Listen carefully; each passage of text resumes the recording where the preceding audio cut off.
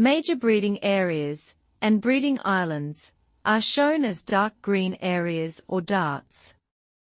Open darts show no breeding records on islands, and are also used for offshore sightings, that is from ships or boats. Other areas where species is not meant to be seen are plain pale green, with pale green hatching where records are usually sparse.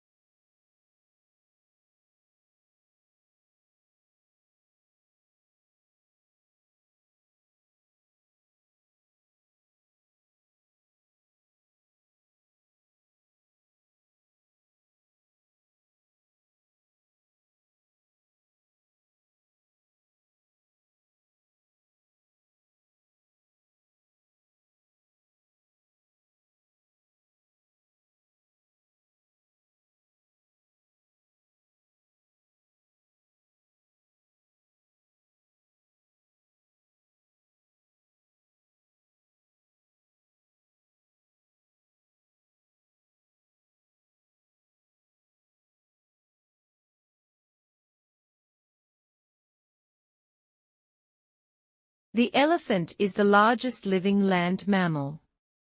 During evolution, its skeleton has greatly altered from the usual mammal design for two main reasons.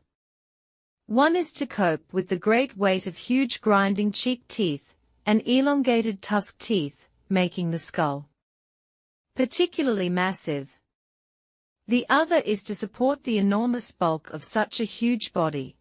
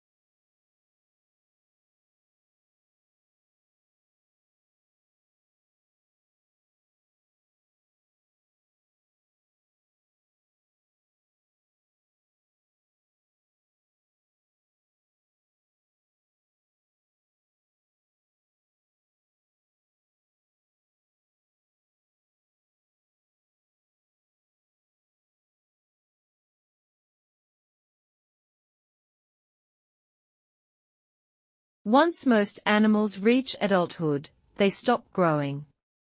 In contrast, even plants that are thousands of years old continue to grow new needles, add new wood, and produce cones and new flowers, almost as if parts of their bodies remained forever young.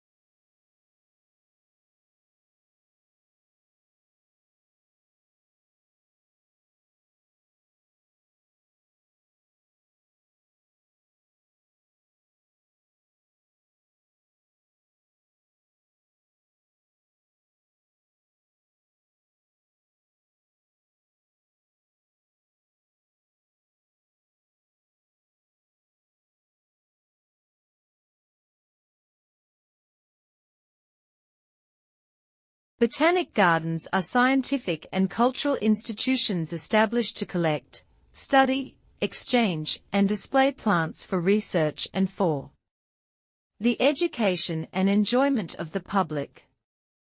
There are major botanic gardens in each capital city.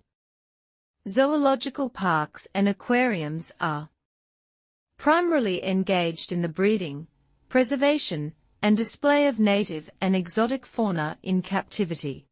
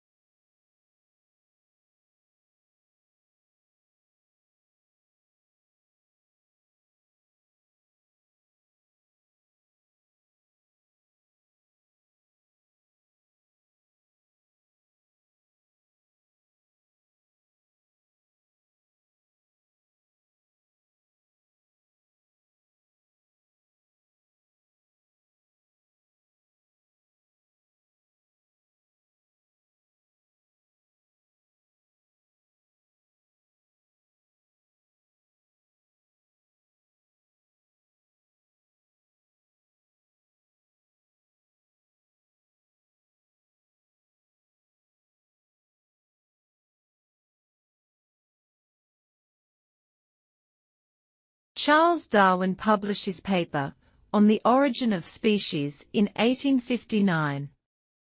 It is one of the most well-known pieces of scientific literature in human history. In the paper, Darwin proposes the theory of natural selection. He states that for any generation of any species, there will always be a struggle for survival. Individuals who are better suited to the environment are fitter, and therefore have a much higher chance of surviving and reproducing. This means that later generations are likely to inherit these stronger genetic traits.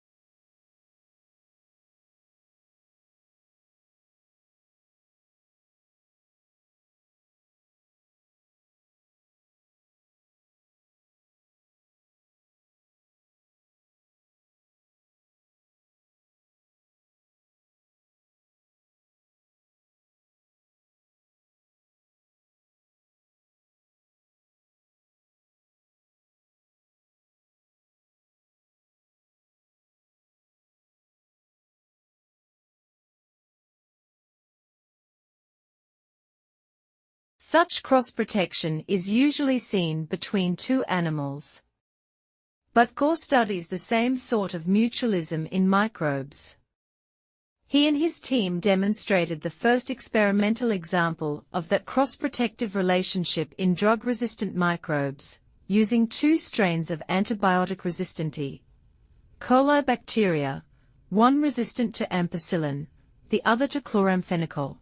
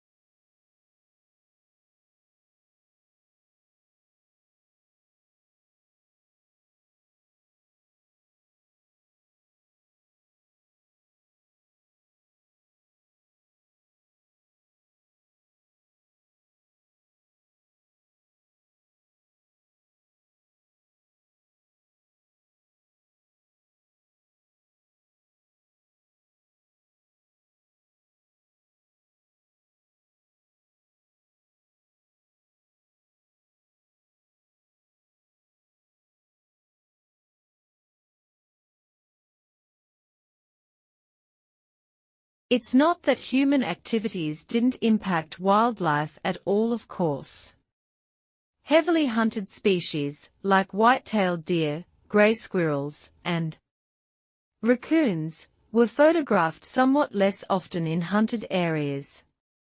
Coyotes showed up more often in hunted areas. While most species didn't avoid hiking trails, the predators actually preferred them.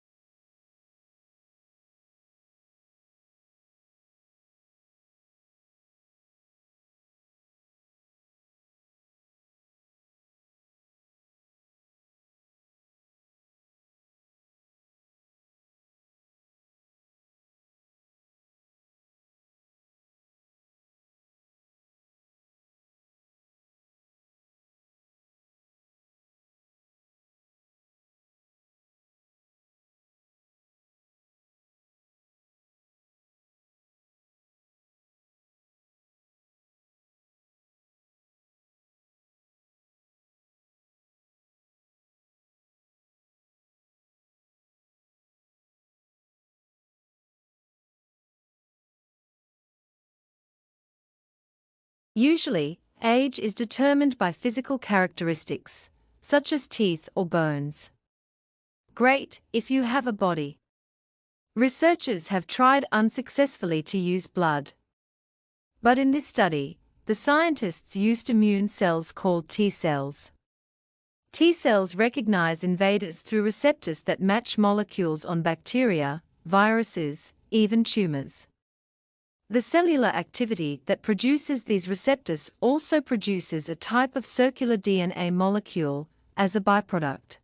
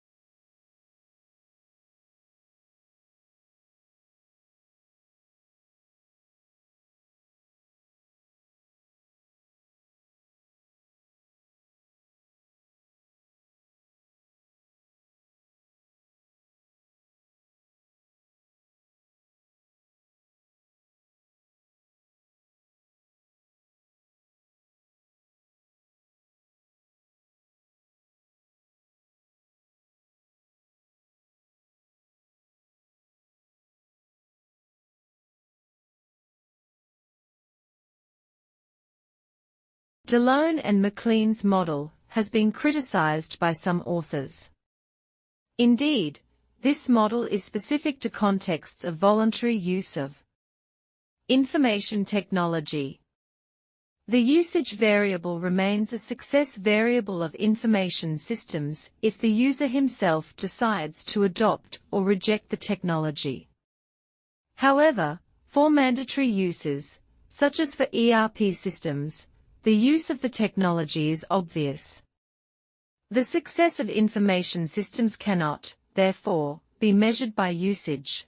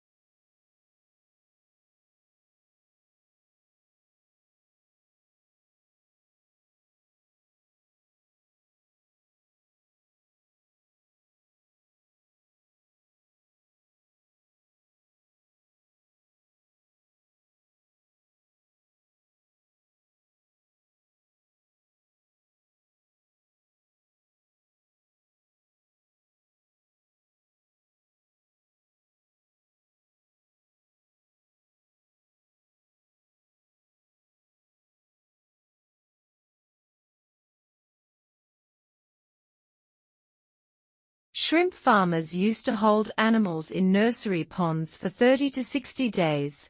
Now they try to move them into grow-out ponds in less than 30 days. This reduces stress on the animals and dramatically increases survivals in the grow-out ponds. Many farms that abandon nursery ponds have gone back to them, and the results have been surprisingly positive. They are using the old, uncovered, earthen, nursery ponds.